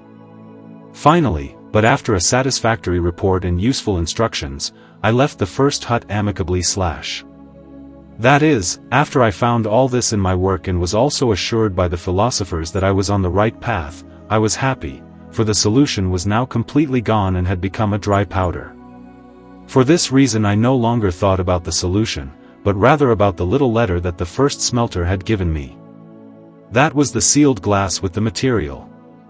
I would have liked to try it and see what effect it had had, but the philosophers warned me not to open it if I wanted to gain something, as can be seen from the following words. On the way I would have liked to know what was written in my letter. But because I could not think anything bad of the smelter, I had to keep my intentions in check and continue on my way until I reached the other one. Gates come, that is coagulation, which were almost like the others but adorned with other images and secret meanings. In the attached little plaque stood "Give, and it shall be given to you," that is prayer of the drunkenness to devour the wetness. Under this gate lay a grim lion on a chain, which, as soon as it saw me, stood up and desired me with a great roar. That is, as soon as the coagulation began, the red incombustible oil appeared, which is the grim lion, from which then the other hut, that is the better coagulation, which was placed on a marble stone, awoke. That is, as previously heard, the yellow powder turned brown with yellow dots, and if you continue with the degree of fire, the brown becomes sword-like and the yellow dots become white light, from which a grave then arises, and this grave is precisely the marble stone on which this hut lies. When he wakes up, he drives the lion behind him and has to retreat, as he indicates with these words, and I am told not to be afraid. That is, although the philosophers keep quiet about this and do not indicate this color, but start with the black one, there are still some who make it clear in obscure words that one should not be afraid of it, for a philosopher says, if you do not first redden your work, then blacken and whiten it, then redden it again, then you have not done right. Then he also drove the lion behind him and received the little letter which I handed him with trembling, read it and with great reverence thus addressed, Now, God bless you, the man I have long been fond of seeing that is now the grave appears, so rejoice, the black will soon follow. During this he also pulled out a sign and asked me if I could solve it because I had nothing left but my salt. That is my solution, which I had now coagulated and turned into a grave powder. I offered it to him, which he accepted with thanks. But there were only 2 letters on the sign, namely His Majesty, that is mineral salt, that is, the salt of the metals, as a testimony that he had proceeded correctly with the coagulation. So far as I was about to speak to him, the lights in the castle began to light, so the squire warned me that I should run quickly, otherwise all my effort and work would be in vain. That is, I should not let up with the fire now, otherwise blackness would not come, because she can already be seen already.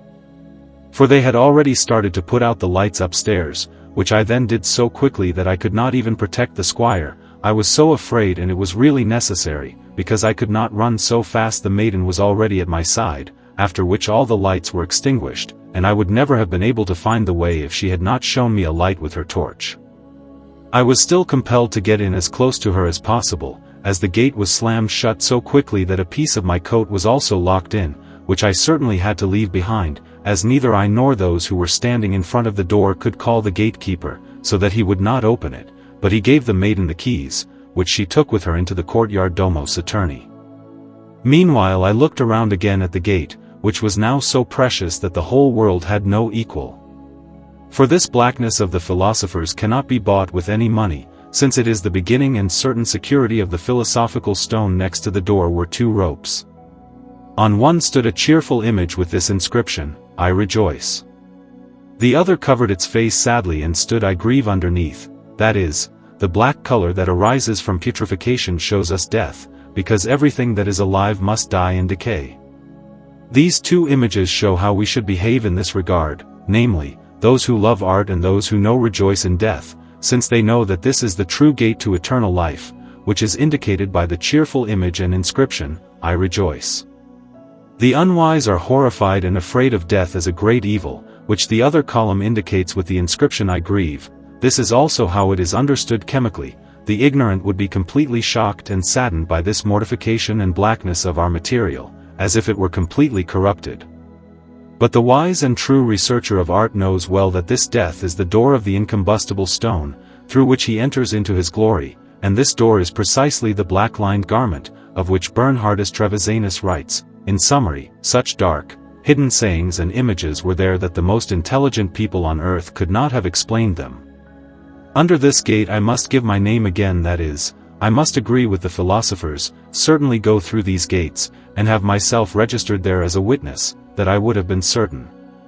This was written in a parchment booklet at the end and immediately sent to Mr. Brutgam. Then I was given the right guest token, which was a little smaller than the other, but much heavier, on which stood these letters S.P.N. Sulphur Philosophorum Naturalium, sulphur of the natural philosophers. That is, I was given albedo as the right guest token, for whoever has whiteness can well say that he is a real invited guest, and the 3 letters indicate this, namely Sulphur Philosophorum Naturalium, which is indeed the real white sulphur philosophorum, because it is the truth. One should not make much of an authoritative statement confirming the allegories, for the truth sufficiently confirms itself.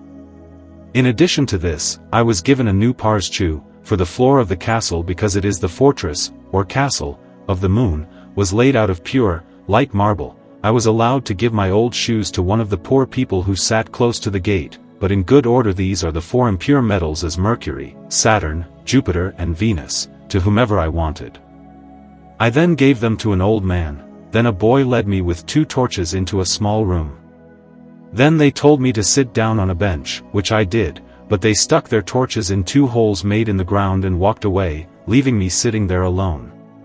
That is, after I had completely completed or answered the putrefaction or blackness, whiteness immediately began, since at the end of each one the other beginning in this work is always present, and this happens now through calcination. So the boy, who is art, leads me into a small room, that is, the material becomes much smaller in proportion than it was at the time of the solution, and let the black and the fire work alone. Soon after, I heard a noise, but saw nothing, and it was several men who fell on top of me. But because I couldn't see, I had to let it happen and wait to see what they would do with me. That is, in this degree the fire will operate in the black, but because of the great blackness, at first I won't see a change in the colors, but afterwards, when some time has passed, this black material will gradually become gray and finally turn into a white one, as F.C.R. further indicates in the following words, when he says, "But because I soon noticed that they were bulbirer, that is whiteness, that's why he calls them bulbirer, because they wipe off the black, cleans it and cleans, which is also the work of the baler. I beg you, you wouldn't want me like that, but I would be willing to do what you want, that is, you shouldn't do it with too much heat, but rather gently, with the first degree of fire, as was done from the beginning, because the blackness is ready and willing to take the white one, especially when it has already become very brown." Then they soon left me, and one of them, whom I could not see, cut the hair neatly in the middle of my head, but left my long, white-gray hair hanging on my forehead, ears and eyes. That is, if this continues, this gray material, which was black, will become snow-white in the middle, and the gray color can still be seen all around, which is as if you were looking at a gray head. In such a first attack, I must confess that I almost despaired. Then, because some of them were praying to me so strongly, and I could not see anything, I could not think of anything else, but that God had let me fall because of my presumption. That is, when this calcination takes place in such a way, one might well believe that this dead earth has become completely to dust and be made into nothing, but see the great Rosarius comforting the laboratories with these verses when he says, "Here the dew sinks and gives the dead earth its water to drink again. Here the soul comes down from heaven and revives the dead body in the grave." Now these invisible hairdressers diligently picked up the cut hair and carried it away with them, that is, time and the fire take the black or gray color away with them, so that you can no longer see any. Then both boys turned back around, and I laughed heartily that I had been so afraid. That is when I later looked at the nature and also the art of this work. It could not have been any other way, for it had to be like that, which is why he laughed at himself, as it were, for having been so afraid about it. But as soon as they had spoken a few words to me, they started ringing a little bell again. Then the work of the white stone is completely finished, for just as the sound of the bells can be heard far and wide, and resounds everywhere, so this white medicine and elixir also has great virtues over all illnesses and metals far and wide around it. And as the boys tell me, to give signs to the assembly, that is, with this one can test who is a true or false chemist and alchemist, for this is the true test, that he has gone through all the gates completely and has redeemed his signs in a lawful manner, and has not climbed over the barriers, sneaked in secretly, or got in through false practices and treachery.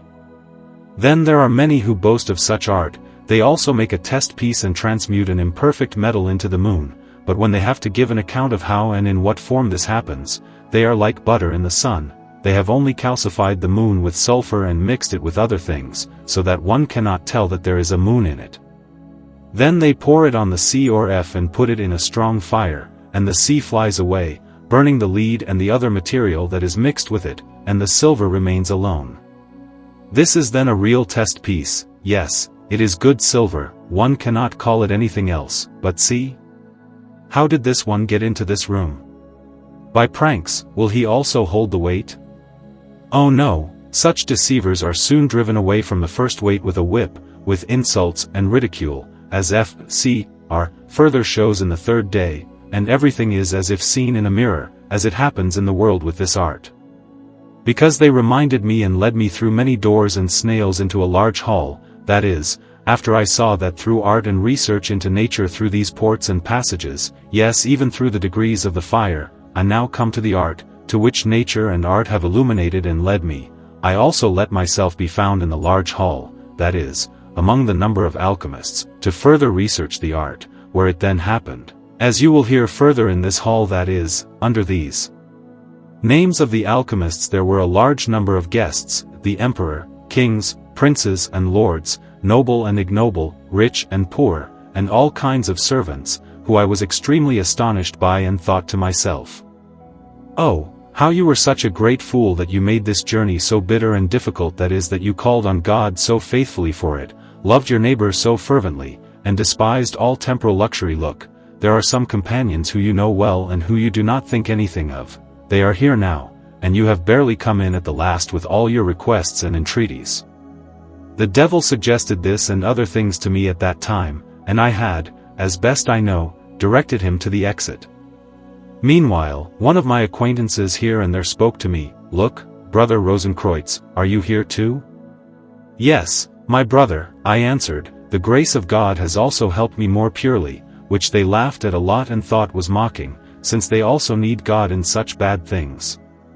After I had asked everyone about their path, and most of them had to climb down over the rocks, they began to blow at the table with several trumpets, none of which we saw. Through the trumpets, everyone expresses his own opinion of himself, what he thinks he knows and understands in this art, and what honors and dignities he is worthy of. For Christ himself says, "You will recognize the false prophets by their fruits. Truly no good tree can bear bad fruit, and no bad tree can bear good fruit."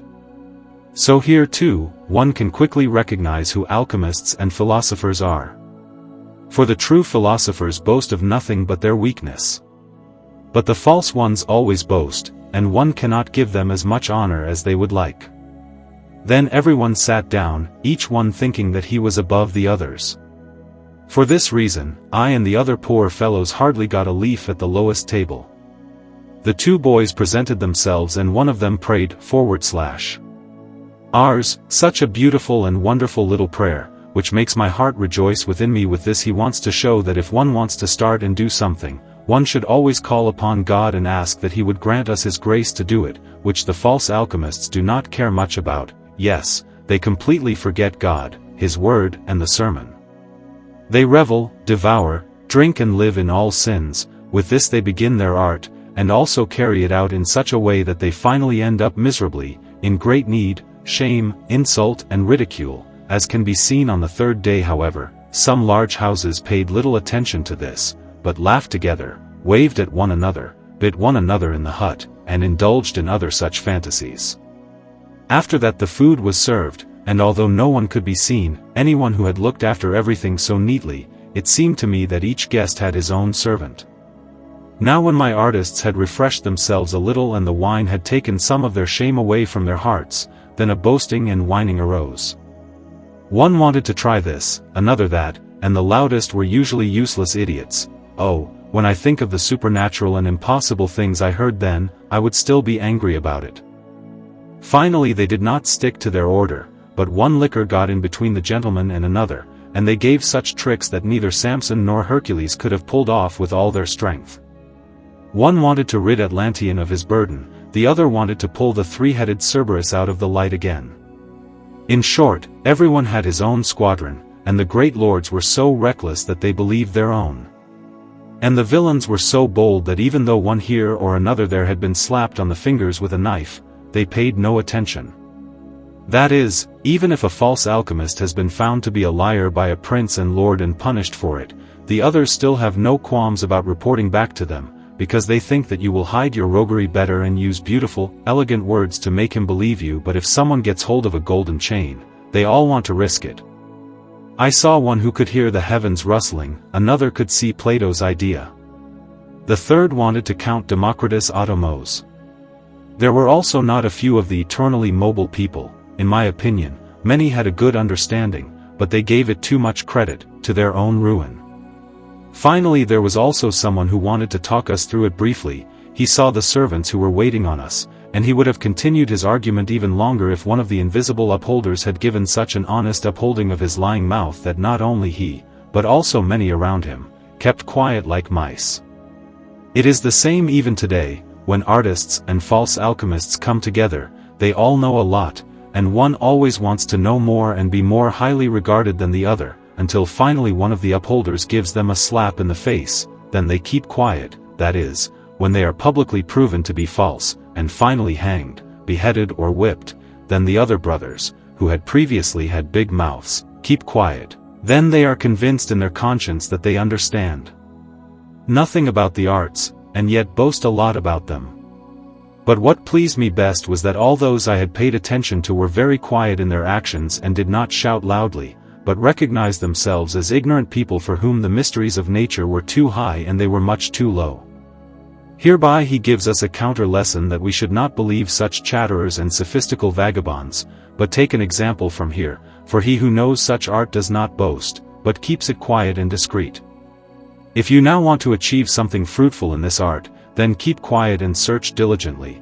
If you do not exalt yourself with the grace of God, you will be acceptable to God and the philosophers, for F.C.R. says here, "What pleased me most was that those I held in high esteem were very quiet in their actions." And Christ also says, "He who exalts himself shall be humbled, and he who humbles himself shall be exalted."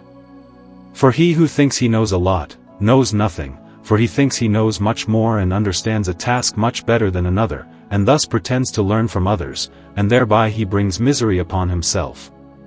For a wise man can create benefit and fruit even from the smallest thing if he considers it with all diligence and looks at nature. In such tumult I almost cursed the day I came here. Then I had to see with pain that loose, frivolous people were up there at the board, but I could not remain in peace in such a small place, as this villain mockingly called me a spotted fool. Now I did not think that there was still a gate available through which we had to go, but thought that I would have to remain in such ridicule, contempt and unworthiness for the whole wedding, which I had never done to harm either the bride or groom, and therefore, in my opinion, he should have found another fool for his wedding rather than me. Look at such impatience, the inequality of this world brings to simple hearts.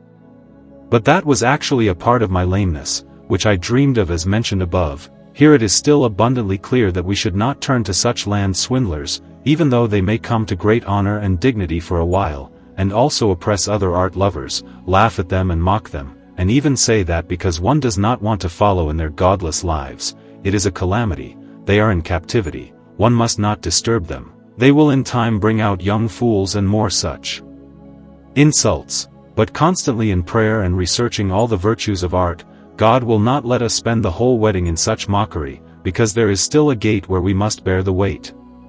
Then we will see who will know the best arts, and indeed this outcry increased the longer it went on. For there were already those who boasted of false and fictitious visions, who wanted to persuade us with blatantly false dreams. Now a fine, quiet man was sitting with me, who now often spoke of his own things. Finally he said, "Look, my brother, if someone came along who wanted to bring these stubborn people onto the right path, would he be heard?" "No," I answered. "So now," he says, "the world wants to be deceived by force, and does not want to listen to those who mean well by it." Here he again shows the current course of the world, how the false alchemists and philosophers boast of their art, when in fact they are fundamentally false. The fraternal gentlemen have declared and even promised to reform and improve such false philosophy. Are they satisfied with that? Oh no, they would much rather help to persecute and insult the fraternal gentlemen, and even put those who are fond of and well disposed towards the fraternal gentlemen on the highest level. Look at that scoundrel too, with what whimsical figures and mischievous thoughts he gets others to join him. There someone mocks people with unheard of hidden words. But believe me, the time will come when these mummeries and shames will be removed and all the wise men of the world will be piled under them as swindlers, and perhaps even things that have not been taken into account will still be valid. As he speaks this, and the shouting becomes louder the longer it goes on, a music so elegant and stately that I have never heard the like of it in my life suddenly rises up in the hall, which is why many people remained silent and waited to see what would come of it. But with this music there was every side piece that one could have imagined, and it was tuned together with such harmony that I forgot myself and sat so motionless that my companions were astonished by me, and this lasted for almost half an hour, during which neither of us said a word. Then as soon as someone wanted to open his mouth, he was unexpectedly struck with a blow, and yet he did not know where it came from. This music and stately harmony are the writings of the philosophers, which all agree so stately and beautifully with each other that one cannot be surprised enough by them, as long as one understands them properly and reads them with understanding. Yes, whoever opposes them, endures mockery and abuse in all his arts, and is like someone who builds his house on sand. When a downpour comes, it floats away and collapses, just as a highly learned alchemist or artist, if he does not have the right foundation of true philosophy, and it comes to the reason or proof, he is mockingly convinced and proven by the philosophical writings that he is false, and therefore he may then no longer open his mouth.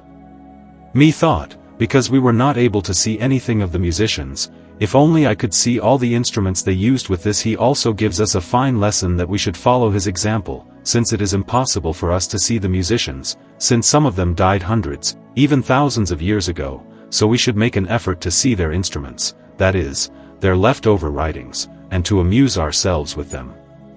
Half an hour later the music suddenly stopped, and we could see or hear nothing else. Soon afterwards there was a great crash and noise in front of the hall's door, from trombones, trumpets and drums, and everything was so masterful as if the Roman emperor was about to enter after the harmony stopped, after the philosophical writings had been lying under the bench for a while and had been hidden. Trumpets, and drums were heard, that is, many false philosophers rose, which raised their voices like the trumpets, and the whole world would have thought, if they didn't know better, that it was the right and true philosophy. That is why the door opened itself, when the sound of the trumpets became so loud that we could hardly bear it, that is, after the true philosophy had been hidden for a long time, God let it come out again, and opened the door to the chemical wedding hall himself. Then the sound of the trumpets first became loud, yes. The shouting and writing of the false philosophers increased to such an extent that the true truth was almost taken for sophistical rubbish. I could neither hear nor see, among the many thousands of lights that came into the hall, in my opinion, all of which were drawn by themselves in the correct order, so that we were completely horrified, until finally the two boys mentioned above entered the hall with bright torches and illuminated a beautiful maiden who had ridden on a magnificent, gold-plated triumphal chair. These lights are again the philosophical writings, which one would be extremely horrified at if the two boys had not illuminated them, that is, if art and nature had not been diligently observed in this work, and one would consider what nature could do if it were helped by art, otherwise one would think it was magic. This maiden, however, who had ridden on the triumphal chair, is the white stone of the philosophers, and it is precisely the Virgin who first appeared dressed in white, who had hung the lights on the trees. First she was dressed in white with yellow stars, but now she is white and shimmers strongly with gold. Yes, if you look at this elixir properly, it is as if God had been mixed with an amber, which always shimmers as if they were stars. I thought that it was precisely those who had previously lit the lights in the path and extinguished them, and that these were her servants who had previously placed them on the trees. This one was now not white as before, but dressed in a snow-white, shining dress, which shimmered with pure gold and was so clear that we could not look at her boldly. The two boys were almost the same, although dressed a little worse. Truly, if you have whiteness, you have accomplished a feat. For that reason you will then be able to contemplate nature much more sharply and better, and also progress in art much faster and more joyfully than at the beginning. That is why art and nature, the two boys are now also a little better dressed than at the beginning. Yes, this maiden albedo whiteness is a tester of all alchemists, and all philosophers have sought her with great desire, and those who have found her do not want to leave her, but always serve her in the form of little lights, that is with her writings. As soon as she came into the middle of the hall and got down from her chair, all the lights bowed before her. Then we all stood up from our benches, but everyone stayed in our place. When she had shown us, and we in return, all respect and deference, she began to speak in a sweet voice. Here it is shown that before there were many who boasted of great strokes, but now the time has come to do the test, for if you do not first dissolve and putrefy, you cannot coagulate and calcify, that is, if you do not first use the sword, you cannot whiten, much less redden. Now albedo whiteness comes and wants to hold an exam and ask how and in what form they got them.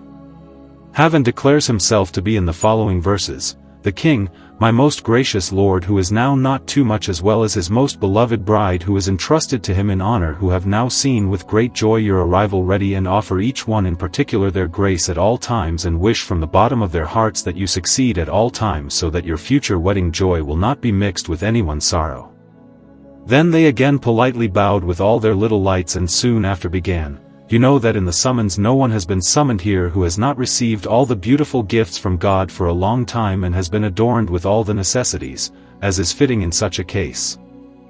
Although they may not believe that someone is so daring who is in such a difficult situation, in that case they could do something about it if they had not prepared for this wedding a long time ago. Therefore they are in good hope that everything will be well for you all. They are happy that so many people have found this in such a difficult time. People are still so daring that they cannot move their rudeness and force their way into places that they are not called to. So that they are not here. Boy sold. A scoundrel is running away with others. But they soon get over it without anything. Want to have a clean wedding. So tomorrow the artist's wages will take shape. So everyone will easily be able to see what he has forgotten at home. If there is someone in this group who cannot trust him at all, let him get ready quickly. Then it turns out that he is taking longer. All grace is lost on him. And he must go under the spurs tomorrow. Whoever his conscience knocks at, he will be put in the cage today. He shall be free by tomorrow. But he will never come here again. If anyone knows what is stopping him now, let him go with his servant. He will show him his room, where he may find his rest today, where the path with glory awaits him. Otherwise it will be really hard for him to sleep. The others take it for granted here. The one who does against his ability. The one who is better, he will escape. One must hope for the best from everyone. With these verses, the virgin albedo whiteness shows us how we should behave in this art. Firstly, we should see whether we are provided by God. Secondly, whether we are also the servants of nature and follow her in all things. Thirdly, whether we can also endure misfortune and misery. Then, whoever is not well assured in these 3 points should not apply to a fraternity to learn this art. He will not achieve anything fruitful. So that no one should act as if he knew a lot and had special secrets revealed to him by God, even as if he were the most God-fearing person on earth, and yet there is a scoundrel hidden behind it. For this reason the artist is set to work, that is albedo whiteness or the white elixir, which quickly drives out what is in the heart. If there is a person who does not want to use it for the honor of God and the piety of poor people, but for worldly splendor and luxury, then he will soon notice that if he can only snatch up a small particular, which does not stand up to the final test, then he should not believe that he will endure the journey and attain the true universal, but rather stand by the time limit and spend nothing more on it, and he should not seduce others with his sophistical words. For to such a person, who uses it for worldly vanity, God will not give it or allow it to be revealed. For this reason he is here admonished to desist and to leave it alone. But there are still so many who are so bold that they think they only want to seek art and never consider how they want to use it, and then end up in poverty, ridicule, insults, and disgrace. It is not art that is to blame for this, but rather the artist himself, for art warns you to look carefully and examine yourself so that you do not then face disgrace. As soon as she has finished speaking, she makes her bow again and jumps joyfully onto her chair. Then the trumpeters began to blow again, which many could not take away from their heavy sighs, and they led them out again invisibly. But most of the little lights remained in the room, and one always joined ours. In such a state of perturbation it is not possible to express the serious thoughts and gestures that were exchanged. The majority were still intent on awaiting the weighing and, if it did not happen, on leaving in peace, as they had hoped. Here he shows the course of the world, that when artists hear that such difficult conditions exist and that it requires such a godly and modest life, they are greatly frightened by it, but in the end they take courage and think, what do you think, you want to try it, after all, this prince and potentate, yes, lord and nobleman, must lay out the money and spend everything, if it is possible, as soon as you get a good one. If it does not make any progress, you will probably look for an excuse and excuse yourself so that you can come out of it with honor, and will thus be content with the full feast and good days, while you have them, no matter how the end turns out. This is what the same false alchemists and land swindlers do. But how do the right and true philosophers do it? See, he continued, I soon came to my senses, and because my conscience convinced me of all sense and unworthiness, I decided to stay in the hall with others and to be content with the meal I had received rather than expect future defeats. Here he shows nicely how the real art-seeking students should behave when they see that such conditions are required. They should humble themselves, diligently ask God for help, and diligently seek nature. They would much rather stay in the hall than sleep in well-prepared beds. That is, live in simplicity and Christian love, than strive for high honors and dignitaries. Yes, even if they have to lie imprisoned and bound in darkness, that is, even if they are reviled and persecuted by others, that they renounce worldly luxury, and are scolded for being hermits and slackers, there is nothing wrong with that. Let the false impostors now boast and show off. The time will come when they will be ridiculed, and the God-fearing art-seeker will be raised with honor and come to true art. After one here and another had been led into a room, each, as I later found out, into his own, by his little light that is according to his free will, for God has given the human race its free will to do good or evil. There remained our ninth, and among others also the one who had spoken to me earlier at the table. Although our little light did not leave us, that is, we had our free will, we wanted to reveal ourselves to princes and lords and have good days or not, it was still up to us at the time. Soon after an hour one of the appointed boys came. Art brought a large bunch of rope with him, philosophical writings, and asked us first whether we were resolved to stick to it. When we agreed to this with sighs, he put everyone in a separate place and thus retreated with our little lights and left us poor in darkness, that is, after we decided to surrender ourselves to God, nature, and art alone. Our little lights, that is, our free will, were taken away from us through the wisdom of God, so that we no longer followed our little lights in the soft little beds, that is, we did not seek our fleshly desires, worldly pleasure and luxury, but were bound with the cords of darkness, that is, we had to keep quiet about our art and not make a big fuss about it, because we did not want to use it for worldly splendor, so we had to keep quiet. Then the water began to run over some people's baskets, and I could not refrain from crying. For even though we were not forbidden to speak, the pain and sadness prevented anyone from speaking. The ropes were made so strangely that no one could cut them, much less remove them from their feet. That is, only then does the cross come with a heap. Then one has renounced the world and all sophistry, and is persecuted by them for this reason, or one cannot expect much good from them, for one is only their mocking bird and their joke. In addition, the philosophical writings are so tied up with doubtful knots and substantive writings that one cannot understand them, and one almost falls into despair and abandons art altogether. But here F.C.R. gives us a fine example of how we should then behave and console ourselves. I am still comforted by the fact that many who have now gone to rest would still face great disgrace in their recovery, but we could atone for all our presumptuousness with a single night. He gives us a fine consolation that we should not despair, but remember that the false deceivers who present themselves to princes and lords and are now having a good time will once again receive a bad reward. On the other hand, we, who seek and use this only to honor and serve God and our neighbors, can only endure this for a short time, since God does not want to give us or reveal this to us, and we have to answer for it better than they, since we are the very ones F.C.R. spoke of on the first day, who held on to the rope so tightly that they also broke their arms. Stretched out from the body, had great effort and diligence, and had not deprived anyone of what was his, and seduced him because of it. If it were to come to the test, no greater harm could befall us than if we had not endured and had walked in false, erroneous paths.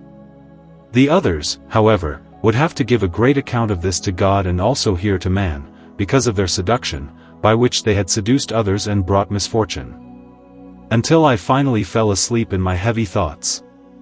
Then, without noticing the fewer part of us closing our eyes, I could not hold back because of the tiredness. In this sleep I had a dream. Although it does not hinder him much, I do not think it unnecessary to tell him about it.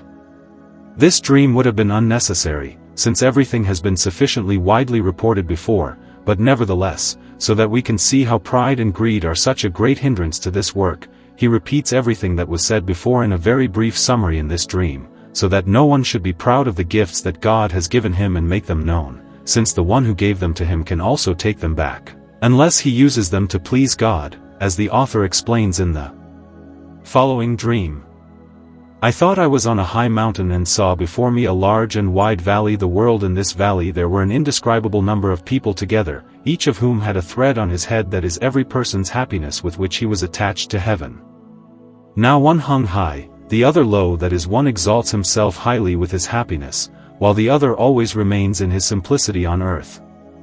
And even if God sends him good fortune, he thanks God, from whom he has received it, for it, and does not arrogate himself, nor does he despise his poor fellow Christian, but shares with him as much as he can manage and answer for with a clear conscience. A few hours later, an old man was still on earth, but in the air he was flying around, who had a pair of scissors in his hand, with which he could cut the thread of one person here or another there. The man who was now close to the ground was finished all the sooner and fell without glory. When he came to a high place, he fell so that the earth trembled. Some of them had their threads let go, that they came to earth before the thread was cut. That is, some still think that when God has placed them in honor, they could fall again, and are therefore so humane with such honors and high dignitaries that it is surprising. Although such people are not often found, they can still be found from time to time, and everyone should take an example from them, avoid arrogance and strive to be gentle and humble. I took pleasure in such tumbles, and was delighted with myself when someone who had long exalted himself in the air in his majesty fell down so shamefully, and took some of his neighbors with him. With this he shows how kind and pleasant courteous people of a praiseworthy fraternity, namely that they rejoice when they are overthrown because of their pride. On the other hand, they also have a heartfelt desire friendship, and are happy to show their help to those who strive for humility and godliness, as is shown in the following words. So it also makes me happy when the one who has always kept himself down to earth can come out of this so quietly that even his neighbors do not notice. But now, when I am at the height of my joy, I was unexpectedly pushed by one of my fellow prisoners, which is why I woke up and was very unhappy with him. I thought about my dream and told it to my brother, who was lying on the other side of me. He didn't mind and hoped that there might be some help behind it. We spent the rest of the night talking like this and eagerly awaited the day. From this you can see, clergymen, that if you want to learn and gain something fruitful in the art of alchemy, and also be acceptable to the brothers and enjoy their advice, you must be God-fearing, pious, humble, wicked, patient and completely harmless to your neighbors. If you follow these principles, I have no doubt that you will achieve what you desire, provided you also properly investigate nature with art. This is therefore the explanation of the first and second day of the chemical wedding. F.C.R. Christian Rosenkreutz. The end.